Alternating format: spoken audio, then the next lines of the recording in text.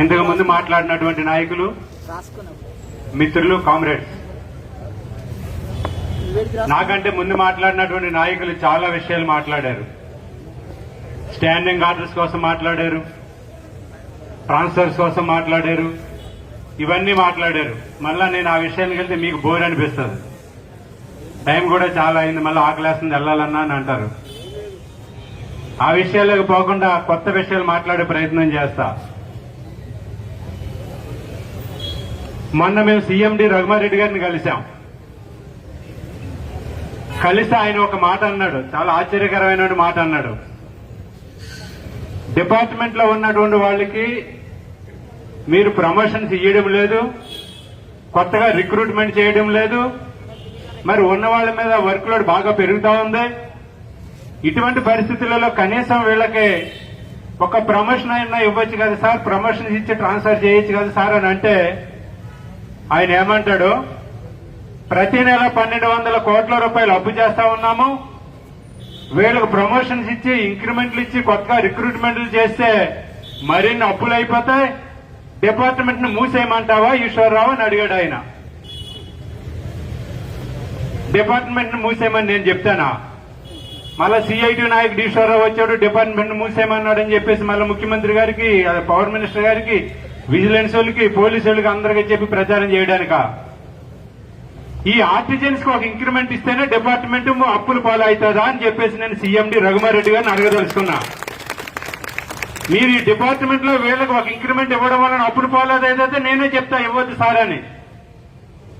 వీళ్ళ జీతం ఎంత? మీరు నెలకి మీ బండికి అయ్యే పెట్రోల్ ఖర్చు కాదు వీళ్ళ జీతం.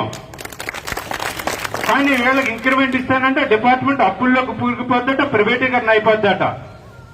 ఇది మొదటి ప్రశ్న ఆయన అన్నది. రెండో ప్రశ్న మన గోవర్ధన్ గారు మాట్లాడినప్పుడు చెప్పిండు, వీళ్ళు 10-20 సంవత్సరాల నుంచి ఒకే ప్లేస్ లో పనిచేస్తా ఉన్నారు కాబట్టి వీళ్ళు ఏఈని, ఏడీఈని, ఓఎండ్ఎం స్టాఫ్ ని శాసిస్తా ఉన్నారు. ఏఈ దగ్గర నుండి నిన్న మొన్న రిక్రూట్మెంట్ జేఎల్ఎంఎల్ నుండి సీజీఎం వరకు కూడా వీళ్ళ మీద కంప్లైంట్లు పెట్టారు. వీళ్ళని గనక ట్రాన్స్ఫర్ చేయకపోతే చాలా ఇబ్బందులు ఎదుర్కోవాల్సి వస్తుందని చెప్పారు. కాబట్టి ట్రాన్స్ఫర్స్ అనివార్యం అని చెప్పి సీఎండీ గారు చెప్పారు. నేను అడుగుతా ఉన్నా ఇంకొకటట, ఇది సీఎండీ గారు అన్న మాట కాదు, నేను చెప్పబోయేది వేరొకరు అన్నమాట. ఏందటది? ఎవరన్నా ఫీల్డ్లోకి వెళ్తా ఉంటే ఓ linemen, line inspector, foreman అని కూడబెట్టుకుని వెళ్తా ఉంటే కన్స్యూమర్స్ అంటే నమస్తే మీకు కొడుతున్నారట. లైన్ మెన్ కి కొట్టడం లేదట, ఫోర్మెన్ కొట్టడం లేదట, ఏఈకి కొట్టడం లేదట. ఎస్, బరాబర్ నేను చెప్తా ఉన్నా, కన్స్యూమర్ కి సేవలు చేస్తున్నది వీళ్ళకే సలాం కొడతారు తప్ప తెల్ల సట్టలకు అద్దం సట్టలు వేసుకుని ఆఫీసులో కూర్చున్న వాళ్ళకి సలాం ఎందుకు కొట్టాలి? ఇది నా ప్రశ్న. దీనికి తమ్ముళ్ళ మగడవడం నుండి వచ్చి సమాధానం చెప్పండి. ఇన్ని సంవత్సరాల నుంచి అనేక మంది చనిపోయారు, పోల్ ఎక్కి పోల్ కింద పడి పోల్ మీద. ఎవరు చనిపోయారు? ఆర్టిజన్స్ కాదా? కాంట్రాక్ట్ కార్మికులుగా ఉన్నటువంటి వీళ్ళ కాదా? ఆర్టిజన్స్ కాదని చెప్పేసి నేను ప్రశ్నిస్తా ఉన్నాను. దీనికి సీఎండీ రఘుమారెడ్డి ఏమి సమాధానం చెప్తారో చెప్పమనండి. మీరు పెట్టిన షరతులకు మేము అంగీకరిస్తాం, కానీ సలాం కొడితేనే తట్టుకోలేకపోతున్నారే మీరు. నమస్తే లైన్మెన్ అన్నంటే చనిపోతున్నారే, వీడి లైన్మెన్ కాదయ్యా కాంట్రాక్టర్డు, ఆర్టిజన్ అని గోడ పక్కకు పిలిచి చెప్తా ఉన్నారే, ఇదేమి దుర్మార్గం అని చెప్పేసి నేను ప్రశ్నిస్తా ఉన్నాను. భారతదేశంలో ఉన్నటువంటి సాంప్రదాయం ప్రకారంగా, ఇక్కడ ఉన్నటువంటి ప్రజలకు కట్టుబాటు ప్రకారంగా కన్జ్యూమర్ కి ఎవడైతే పనిచేస్తాడో వాడికే సలాం కొడతాడు. అది మన సాంప్రదాయం. కానీ కద్దరు షర్ట్లు వేసుకుని నువ్వు వెళ్లి సర్వీస్ వైర్ ఇచ్చేసిన తర్వాత, నువ్వు వెళ్లి మీటర్ ఫిట్ చేసి వచ్చేసిన తర్వాత, అరే నువ్వు నడరా బండి దగ్గరికి పోయి నీకు సర్వీస్ వైర్ ఫిట్ చేశాను 1000 రూపాయలు ఇవ్వని చెప్పేసి అడిగినోడికి సలాం కొడతాడా కన్జ్యూమర్? కొట్టడుగా. మరి ఇది కాదో తెలియదు సీఎండీ గారికి. ఆయన డైరెక్ట్ గా సీఎండీగా, ఎమ్మెల్సీ గానీ, ఎమ్మెల్యే గానీ, ఐఏఎస్ చదివి ఆ సీట్లో రాలే రఘుమారెడ్డి గారు. ఏఈ నుంచి ఏఈ ఫస్ట్ ఏఈగా మౌలలిలో ప్రారంభించి సీఎండీగా ఈ ఆఫీసులో కూర్చున్న రఘుమారెడ్డి గారికి అంత తెలవదా? ఈ ప్రశ్నలు వేస్తాడా మమ్మల్ని? ఇది ఒక ప్రశ్న. రెండోది, సబ్ స్టేషన్ ఆపరేటర్లను ఇద్దరిని పెట్టి చేపిస్తా ఉన్నారు, ముగ్గురిని పెట్టి చేపిస్తా ఉన్నారు. మీరు ప్రతిదానికి రూల్ అంటున్నారు కదా, ఇలా ట్రాన్స్ఫర్ చేయడం రూల్ అంటున్నారు. మరి సబ్ స్టేషన్ లో 4 ఆపరేటర్లు ఉండాలి కదా, ఇద్దరితో చేపించడం ఏమి రూల్ అది? ఎవరు చెప్పారు ఆ రూల్? ఏపీఎస్సీబీ రూల్స్ లో ఉందా? స్టాండింగ్ ఆర్డర్ లో ఉందా? ఐడి యాక్ట్ లో ఉందా? దేనిలో ఉందా యాక్ట్? సమాధానం దీనికి సీఎండీ గారు సమాధానం చెప్పాలా? చెప్పకుండా రూల్ అంటే రూల్స్ మాకు తెలుసు, మీకెన్ని రూల్స్ తెలుసో మాకు అన్నీ తెలుసు. కాబట్టి రూల్ కోసం మీరు మాట్లాడొద్దు. రూల్ కోసం మాట్లాడే నైతిక హక్కే లేదు మీకు అసలు. ఎవరో చెప్పాడని చెప్పి వీళ్ళందరూ ట్రాన్స్ఫర్ చేస్తావు. సరే ట్రాన్స్ఫర్ చేస్తావు, ఇప్పుడు ఎవరో ఒకరిని ట్రాన్స్ఫర్ చేసి కొత్త ఏరియాకి వెళ్తావు. నీ సిస్టమే చక్కగా ఉంటే కదా. నీ ఎస్పీడీసీఎల్ సిస్టమ్ చక్కగా ఉందా? ఒక ట్రాన్స్ఫార్మర్ కి ఒక లైన్ ఒకే ఫీడర్ తోటి నీకు ఉందా? ఒకే ట్రాన్స్ఫార్మర్ తోటి లైన్లు ఉన్నాయా? బ్యాక్ ఫీడింగ్ లేవా? డబుల్ ఫీడింగ్ లేవా? ఉన్నాయి కదా. నీ సిస్టమ్ చక్కగా లేదు. చక్కగా లేనప్పుడు నువ్వు వెళ్ళి ట్రాన్స్ఫర్ చేస్తే కొత్త ఏరియాకి వెళ్ళి పోలేక అక్కడ చనిపోతే ఎవరి బాధ్యత? ఆ కుటుంబం రోడ్డు మీద పడుతుంది. మరి ఆ కుటుంబానికి ఎవరి బాధ్యత? అంటే చనిపోయినోడు భార్యకు ఉద్యోగం ఇస్తాం కదా, అంటే చనిపోయినోడు భార్యకు ఉద్యోగం ఇస్తే ఇది న్యాయమా? ఇది ధర్మమా? చెప్పండి. చనిపోయినోడు భార్యకు ఉద్యోగం ఇస్తాం కదా, వాడు చచ్చినా పర్వాలేదంటే చెప్పండి, గేటు దగ్గరకు వచ్చి చెప్పండి మీరు. ఇది ధర్మం కాదు, న్యాయం కాదు.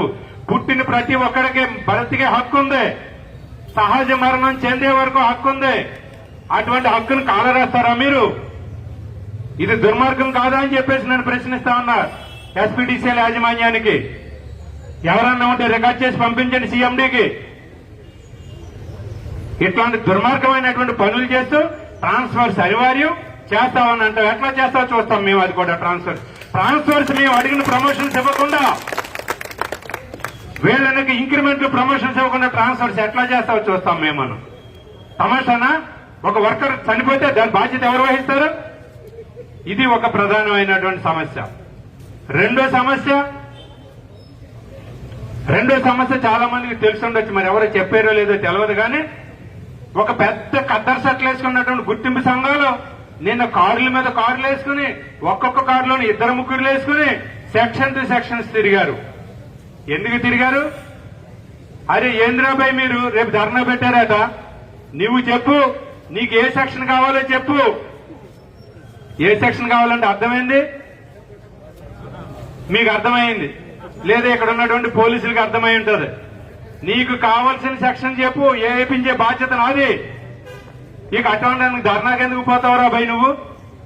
ఇది లాలోచి నిన్నటి నుంచి, నిన్న పొద్దుగాల నుంచి రాత్రి వరకు కారులో తిరగడం, సెక్షన్ టు సెక్షన్ తిరగడం, ఫైర్ వీలు చేయడం. కొన్ని ఫ్రీగా వస్తే ఒక నువ్వు మంచి సెక్షన్ ట్రాన్స్ఫర్ చేపిస్తానని చేపించు. ఎంతమందికి చేపిస్తావు ట్రాన్స్ఫర్? ఫ్రీగా చేపిస్తావా? దీనికి ఏమన్నా రేటు ఫిక్స్ చేసావా? ఇది కూడా చెప్పాలి కదా. నాకు తెలిసినటువంటి సమాచారం ప్రకారంగా మంచి సెక్షన్ అంటే కుకట్పల్లి, గచ్చిబౌలి, మాదాపూరు ఇట్లాంటి సెక్షన్స్ కి, లేదా వరంగల్ టౌన్, లేదా కరీంనగర్ టౌన్, ఇట్లాంటి టౌన్లకి అయితే ఒక ఆర్టిజన్ ట్రాన్స్ఫర్ కి పోలీసులు జాగ్రత్తగా ఉన్నారు. విజిలెన్స్ కూడా జాగ్రత్త వింటే మంచిది. పంపించండి ముఖ్యమంత్రికి. అట్లాంటి మంచి సెక్షన్స్ కదా ఎంతో కాదు భయ్, నువ్వు మరలా 6 నెలల్లో సంపాదించుకుంటావు. సిర్ఫ్ ఏక్ దియేతో బస్ తొమ్మిది కామ్ హో జాతా. లేదు పెద్ద పట్టణాలు కాదు, జర చిన్న టౌన్లుంటే 50 దేవ్ తుమ్హారా కామ్ హో జాతా. మై హూ నా, మై దేఖ్ లే తుమ్ పూరా. పరిశ్రమ నక్క కరో, ఆరాంసే ఖాओ, ఆరాంసే పియే, సో జాओ. ఇది నిన్న మొన్న కలిగినటువంటి ఒక గుర్తింపు సంఘాల నాయకులు, కద్దర్ సెట్లు వేసుకున్నటువంటి నాయకులు చెప్పినటువంటి అంశం. ఇది కార్మికులకు ద్రోహం చేయడం కాదా అని చెప్పేసి నేను అడుగుతా ఉన్నా.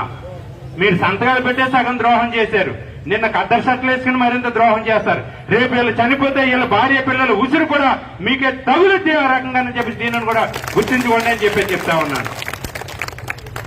ఏ ఈశ్వరం ఇంకా సెంటిమెంట్, ఉసిరట, తగుద్దట, పాపమాట, పాప పుణ్యాలు గోలిమా. వీడి దగ్గర 50,000 తీసుకుని వీడు చచ్చాడో బతికాడో తర్వాత 10,000 తిరుపతి హుండీలో వేస్తే కథం నా పాపాలన్నీ కొట్టుకుపోతాయి. 40,000 ఫాయిదా. ఇది ఈ రోజున సిస్టము. ఇందుకోసమన్నా వీళ్ళని నాయకులుగా ఎన్నుకున్నదే. వీళ్ళకే మేనేజ్మెంట్ లాలోచి పడి అంటే ఈ 40,000 కూడా మిగిలిన 40,000 కూడా ఏడు ఈకో 10,000 5,000 ఇస్తారు. ఆ రకంగా మరి ట్రాన్స్ఫర్లు నికట్టుగా జరుగుతా ఉందా? సీఎండీ గారు నిజాయితీ లేరు ఆర్టిజన్స్ అంటున్నారు.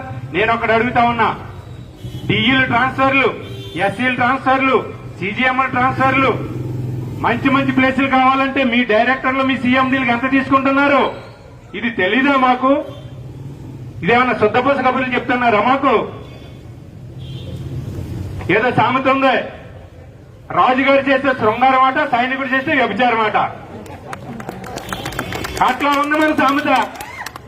వీళ్ళేమో ఎస్సీలకి టీఈలకి మంచి పోస్టులు ఇస్తే లక్షలు అడిగి తీసుకుంటారు. ఎవరైనా ఒక లైన్ మెన్ పోలెక్కి ఒక కార్టిజన్ పోలెక్కి దిగి సర్వీస్ వైర్ ఇచ్చినందుకు ఖుషితో హౌస్ ఓనర్ చాయ్ తాగి పెట్టా అంటేనేమో వీళ్ళు అంశమాట. నేను చెప్పింది కదే, రాజుగారు చేస్తే రెండోసారి మాట్లాడితే మంచిగా ఉండదు. ఈ పద్ధతి ఎస్పీటీసీఎల్లో కాదు, మొత్తం విద్యుత్ సంస్థలో నడుస్తా ఉంది.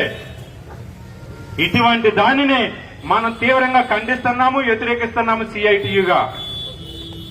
మరి ఇంత శుద్ధి ఉంటే మీరు కౌన్సిలింగ్ పెట్టండి. నేను అడుగుతా ఉన్నా, మీరు ట్రాన్స్ఫర్లు అనివార్యం అనుకుంటే ఇటువంటి పైరవిగాళ్ళకి 1,000 లక్షలు ఎందుకు ఇవ్వాలి? మీరు కౌన్సిలింగ్ పెట్టండి. కౌన్సిలింగ్ ప్రతి డివిజన్ కి కౌన్సిలింగ్ సెల్ ఓపెన్ చేయండి. వీళ్ళందరినీ పిలవండి, కౌన్సిలింగ్ చేయండి. కౌన్సిలింగ్ చేసి నువ్వు ఎక్కడికి పోతావు, ఎక్కడికి పోతావు అని అడగండి. పైరువీలు పోతాయి, లంచగొండి పోతే వాడు ఇష్టమైతే వెళ్తాడు, లేదనుకుంటే లేదు. దీనికి అవకాశం ఇవ్వండి. గ్రీవెన్సీ సెల లేదు, కౌన్సిలింగ్ సెల లేదు. అడ్డగోలుగా అవినీతి పరులకు దారులు కల్పించి ఈ రకంగా ట్రాన్స్ఫర్ చేయడానికి సిద్ధపడతారు మీరు. ఇది ఎక్కడ న్యాయం అని చెప్పేసి నేను ప్రశ్నిస్తా ఉన్నా. రఘుమారెడ్డి గారు ఏదో ప్రైవేటీకరణ చేసేస్తారు, నేను అయితే ట్రాన్స్ఫర్లు చేయకపోతే అంటున్నాడు. సంతోషం. వీళ్ళ ట్రాన్స్ఫర్లు చేయకపోతే ప్రైవేటీకరణ అయిపోద్దట, వీళ్ళు ట్రాన్స్ఫర్లు చేస్తే ప్రైవేటీకరణ ఆగుద్దట. ఇక్కడ నేను అడుగుతా ఉన్నా రఘుమారెడ్డి గారిని, కేంద్రంలో అధికారంలో ఉన్నటువంటి బీజేపీ సర్కార్ పవర్ సెక్టర్ అమెండ్మెంట్ బిల్ 2021 తీసుకొస్తా ఉంది. దాని మీద మీ స్టాండ్ ఏంటో చెప్పండి. మీరు నిలబడతారా అని చెప్పేసి అడుగుతా ఉన్నా. దానికి నిలబడరు, మీరు ముందే అమ్ముడిపోయే వాళ్ళు మీరే. సీఎండీలో కొంటాడు ప్రైవేట్ వాడు వచ్చి, నువ్వు గమ్మునుండే నీకెందుకని. అప్పుడు మాత్రం సపోర్ట్ చేయరు. వీళ్ళు ట్రాన్స్ఫర్లు చెయ్యకపోతే ప్రైవేటీకరణ అయిపోద్దట. ఏదో సామర్థ్యం చెప్పినట్టున్నది. కాబట్టి ఇది ఒక అంశం. ఇక ఫైనల్ గా నేను చెప్పదలుచుకున్నదే, కామ్రేడ్స్, ఇది శాంపిల్ మాత్రమే. కరోనా వచ్చినప్పుడు 3 నెలలు శాంతబయోటిక్ వాళ్ళు, సిరమ్ వాళ్ళు, ఇంకొకడు 3 నెలలు 6 నెలల శాంపిల్స్ ఇచ్చారు కదా.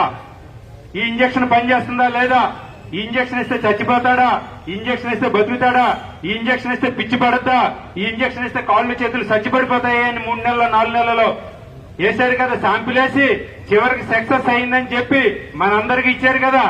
మీకు ఇచ్చారు, నాకు ఇచ్చారు, పోలీసులకు ఇచ్చారు, సీఎండీకి ఇచ్చారు. మనందరం బ్రహ్మాండంగా ఉన్నాం కదా. ఏం కాలే అంటే శాంపిల్ సక్సెస్ అయ్యిందనేది అర్థం. అంటే హైదరాబాద్ లో ఎస్పీడీసీఎల్ సీఎండీ ఆఫీస్ ముందు పెట్టినటువంటి ఈ ధర్నా సక్సెస్ అయ్యింది.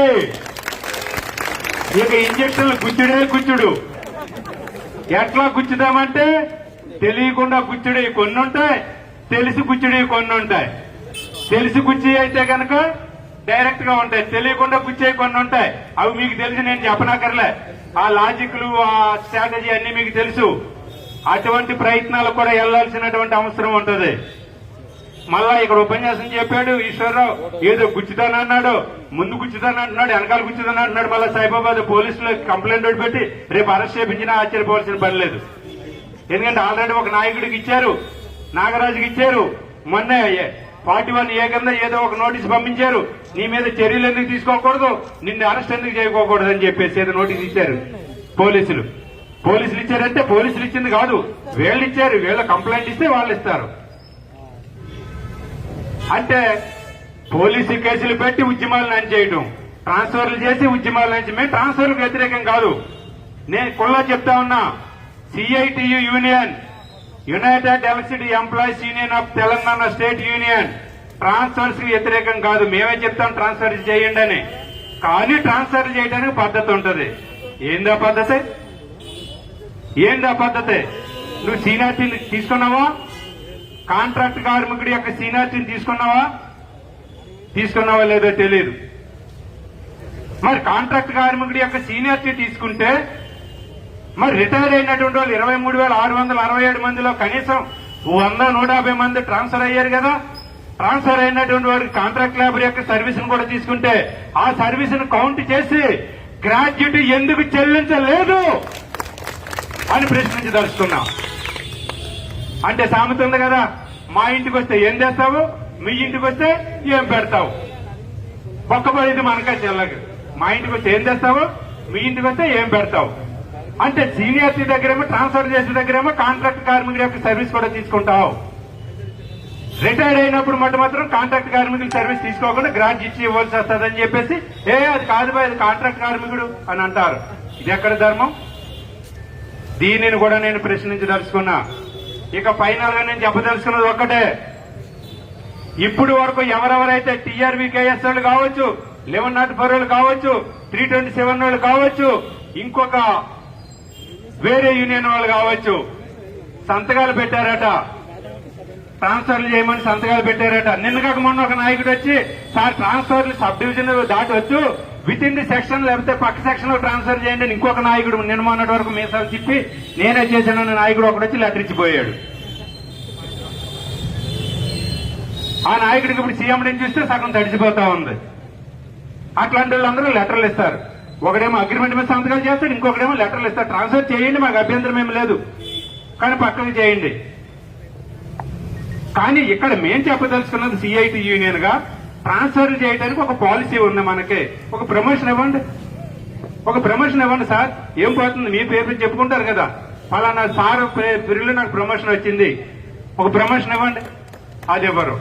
ఇక ఫైనల్ గా నేను చెప్పదలుచుకున్నది ఇప్పుడు, అంటే నేను చెప్పదలుచుకున్న విషయం ఏంటంటే, ఇప్పటి వరకు సంతకాలు చేసినటువంటి నాయకులు, లెటర్లు ఇచ్చినటువంటి నాయకులు అవేమీ చెల్లవు. ఎందుకు చెల్లవనంటే ఆట్లకి ఏట్లకి కూడా రికగ్నిషన్ లేదు. మన దగ్గర ఎప్పుడో 89లోనో 90లోనో ఎన్నికలైనాయి. ప్రతి యూనియన్ గుర్తింపు సంఘానికి ఎన్నికలు జరగడం అంటే as per trade union act ప్రకారంగా 2 సంవత్సరాలకు ఒకసారి ఎన్నికలు జరగాలి. ఆ తర్వాత గుర్తింపు వస్తే దానికి గుర్తింపు ఉంటుంది. 89లో ఎన్నికలు జరిగినాయి, 2001లో సంతకాలు పెడతారు. వాళ్ళు గుర్తింపు ఉందా? గుర్తింపు లేని సంఘాలతో ఎన్నికలు సంతకాలు ఎట్లా చేయించుకుంటారు, అగ్రిమెంట్లు ఎట్లా చేస్తారు? ఏమి టీ టప్గా ఉన్నప్పుడు అన్ని సంతకాలు చేశాం కదా కమిషనర్ ఆఫ్ లేబర్ ఆఫీస్ లో. ఇప్పుడు అందరిని ఎందుకు పిలవలే? సిఐటి వాళ్ళని పిలిచి అబ్జెక్షన్ పెడతారు, ఎదురు తిరిగి రూల్స్ రెగ్యులేషన్స్ మాట్లాడతారు. మీరైతే మా జేబులో సంస్థే కదా, పెట్టురు భయ అంటే పెడతారు, మూసుకొండ భయ అంటే మూసుకుంటారు, ఎల్లండి భయ అంటే వెళ్తారు. మీకు ఏమన్నా తేడా వస్తే కార్మికుల దగ్గర వసూలు చేసుకోండి, ట్రాన్స్ఫర్ చేశాను కదా పెట్టి రేటు పెట్టి వసూలు చేసుకోండి అని చెప్పి చెప్తే వీళ్ళు తయారవుతారా?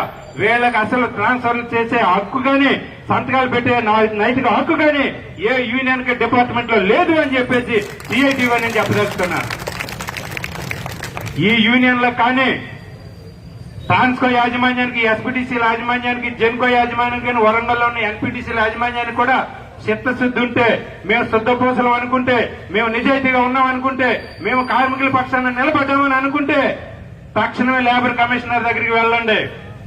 వెళ్ళి మా డిపార్ట్మెంట్ లో 89లో 1989లో ఎన్నికలైనవి, 2021లోకి వచ్చాము. ఇది ఇల్లీగల్ అంటున్నాడు ఎవడో ఈశ్వరరావు అంటే వచ్చి, ఈ ఇల్లీగల్ ఈశ్వరరావు చెప్పిందని బుద్ధి చెప్తాం మేము. కాబట్టి తక్షణమే నువ్వు నోటీసు ఇవ్వు మాకు ఎన్నికల కోసం అని చెప్పేసి అడగండి. మీ చిత్తశుద్ధి ఏదో నేను చెప్తా. ఉందా ధైర్యం మీకు?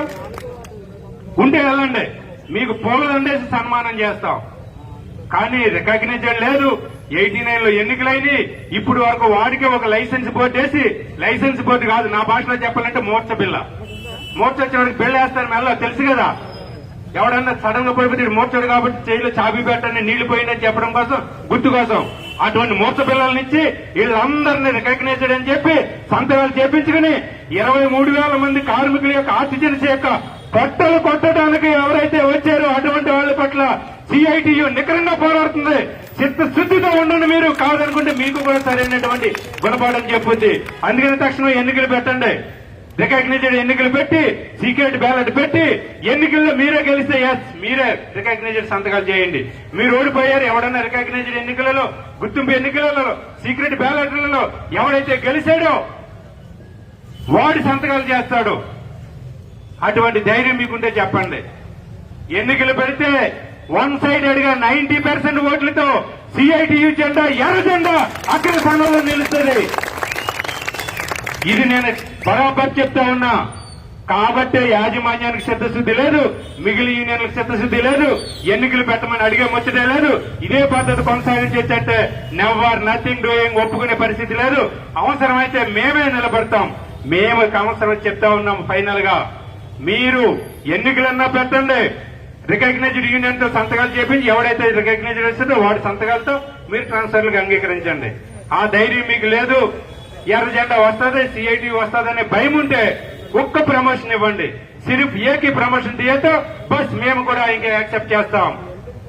ఇక్కడ ప్రమోషన్ ఇయ్యం, అక్కడ ఎన్నికలు పెట్టాం, తొత్తు యూనియన్లతో మేము చేసేసుకుంటాం అగ్రిమెంట్లు.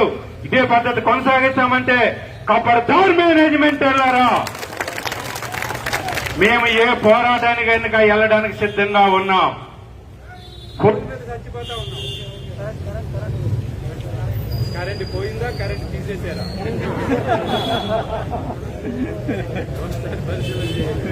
ఓకే, నేను కూడా ముగింపు వచ్చా. కాబట్టి దేనికైనా సిఐటియు సిద్ధంగా ఉంది. సిరిప్ అడిగింది ఒకటే, ఒక్క ప్రమోషన్ ఇవ్వండి, ఒక్క ప్రమోషన్ ఇచ్చి ట్రాన్స్ఫర్ చేయండి, లేదా గుర్తింపు ఎన్నికలు పెట్టండి.